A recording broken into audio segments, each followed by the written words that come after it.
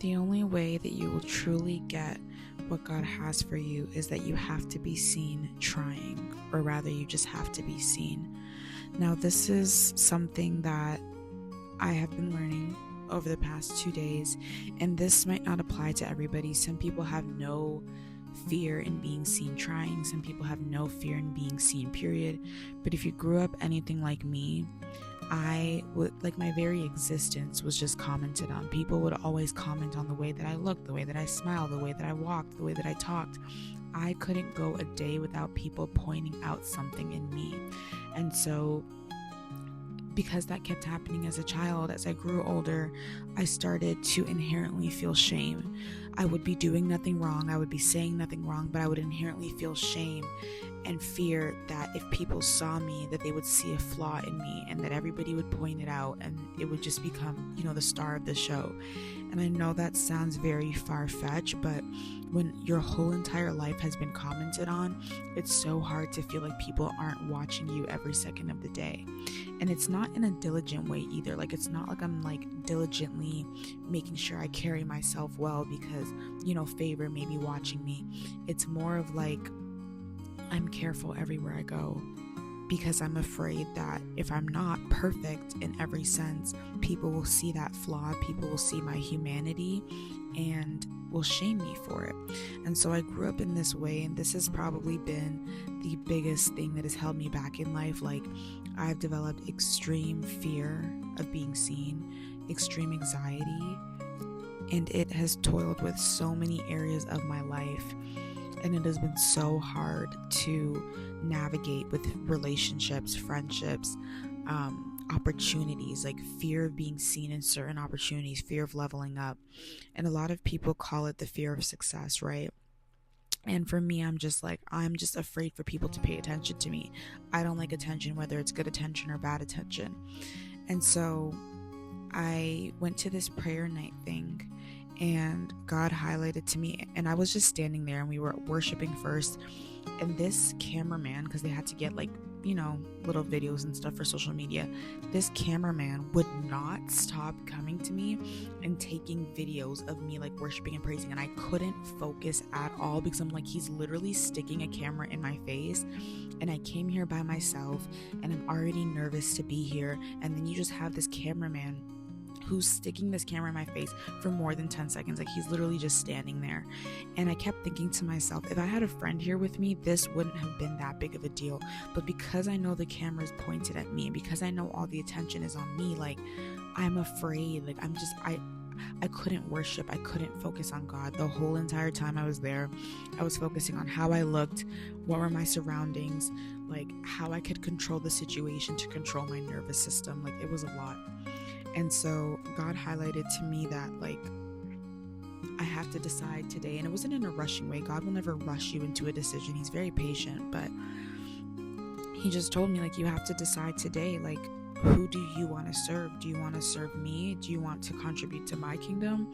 Or do you want to serve your fears? Do you want to serve anxiety? Do you want to forever stay small? And simply for me, that's not even a choice, because staying small is not an option. I can't live another year in fear, but this fear that he's bringing up and bringing to the light and making me confront is my biggest fear.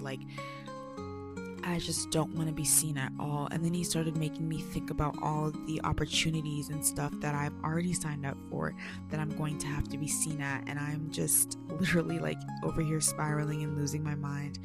And so I randomly thought, isn't there a Bible verse or a Bible story where God says, if you don't go, I'll get somebody else to go?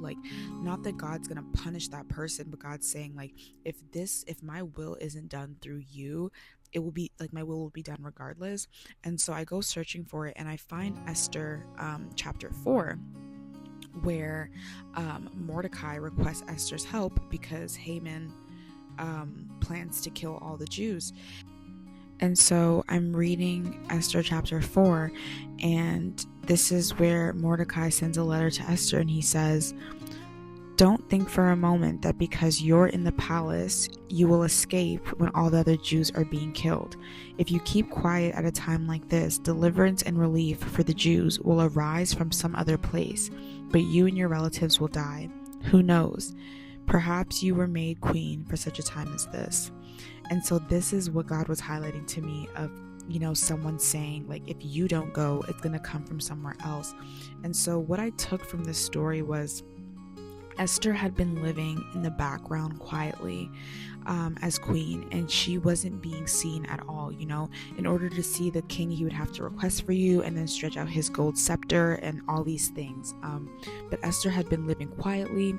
She'd just been quietly being the queen, and she never had to be seen. She never had to be put in the spotlight. But then here she is, and Mordecai is asking her to go to the king when she hasn't been summoned and get relief for the Jews.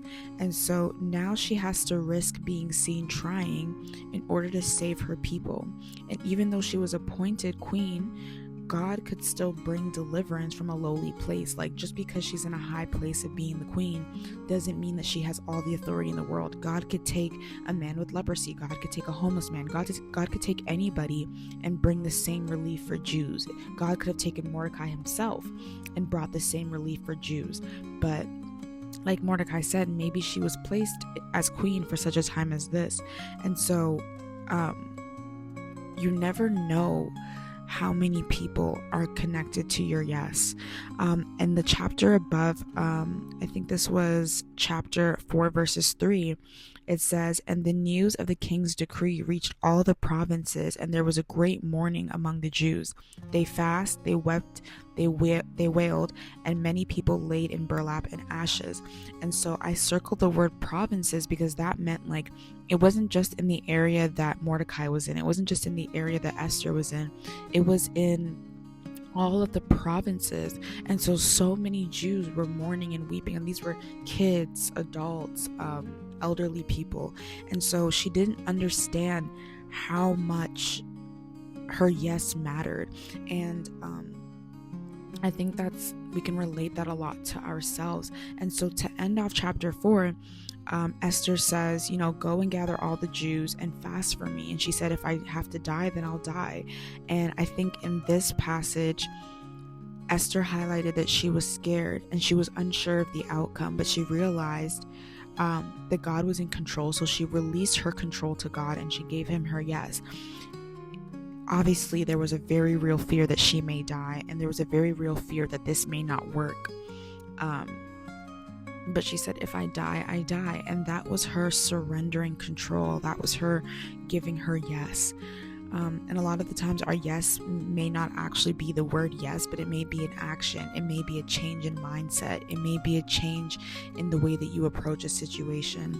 And so I just wanted to put this out here for anybody. Please comment down below and tell me if you're struggling with this, because I'm struggling with this so much and it's so scary. But I know that I can't stay small anymore, especially because I'm praying all these prayers to God, and it's like, if I'm praying for all of these things, I have to understand that the old version of me, the version of me last year, the version of me 2 months ago, my capacity has stretched. I'm expanding. Like, I have to do something different in order to get different results. And this is scary. I don't want to be seen.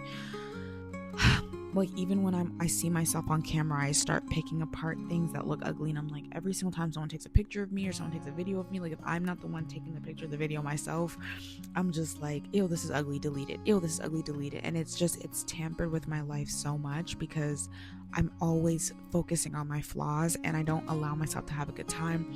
So many people will hang out with me and they'll be like, we never took one picture together. And I'm like, just enjoy my presence. But it's not even just that. It's just that I don't want to be seen. I don't want to be seen on your story. I don't want people to know that we hung out. Like, I'm just afraid that people will see me the way that I see myself, and that's flawed. And again, a lot of this has to do with low self-esteem. A lot of this has to do with not feeling worthy. But there's nothing that we feel right now that God can't change, that God can't handle, that God can't show up for on our behalf. And so it's so important to make sure that we're surrendering these things to God, and that we're making sure that as much as these feelings come up, is as much as we lay them down and stop hyper focusing so much on ourselves. Because Esther, maybe if Esther had said no, she would have been super focused on herself and super focused on how telling this to the king would make her look.